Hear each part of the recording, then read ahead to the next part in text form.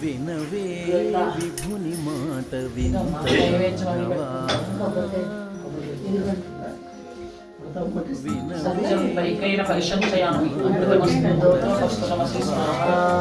చెనకేటి వేళనింత సిగ్గులు చెనకేటి వేళనింత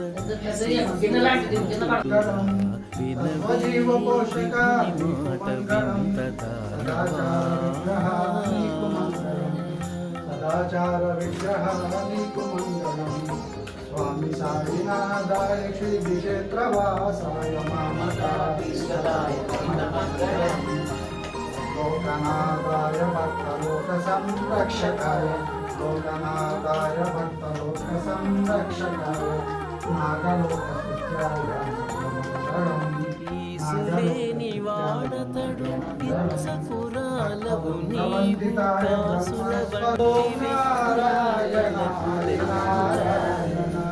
ఈసులేని వాడతడు పిచ్చకురాలవు నీవు కాసుల వంటివి తలపులెల్లా శేషవేత్తడు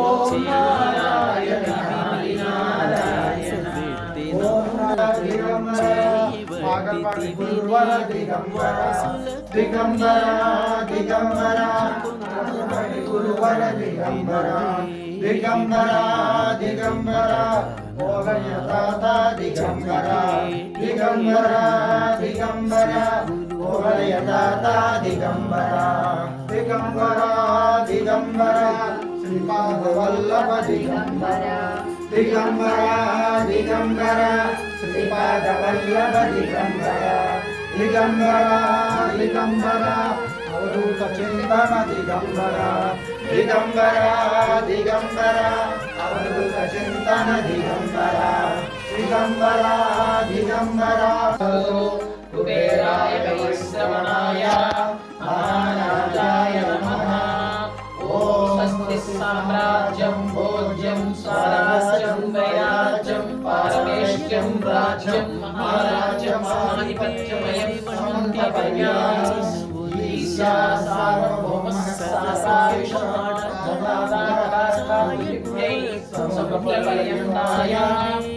వంటి వెమీచనవులెల్లా ఆ అనుభూతిని పొందిన వారే ప్రత్యేకించే స్త్రీలు దిగంబరుడైన తాతను దర్శించినప్పుడు ప్రతి స్త్రీ హృదయం మాతృత్వంతో పొంగిపోయేది.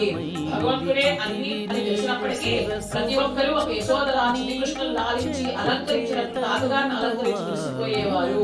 ఎవరికి వారు పసిపాపడైన ఆ తన సొంత బిడ్డలు లాలించినట్లు తాతను బుజ్జగించి ప్రతిమాలి అలంకరించి భోజనం వినేవారు. తాతగారిలో నా స్వచ్ఛత ప్రశాంతత అమాయకత్వం వారిని ఎంతగానో ముగ్ధులను చేసి వినిపించేవి.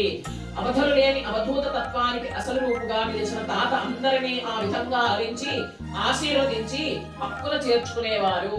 అవధూత తామున్నదే తరింప చేయట కొరకు కాబట్టి తాత భక్తులను తన వద్దకు రప్పించి వారి కష్టములను పడతీర్చేవారు. తాతగారు సిగరెట్లు గాని బీడీ గాని తాగడం ద్వారా వారి బాధలను బాపే వారిని భక్తులను నమ్ము.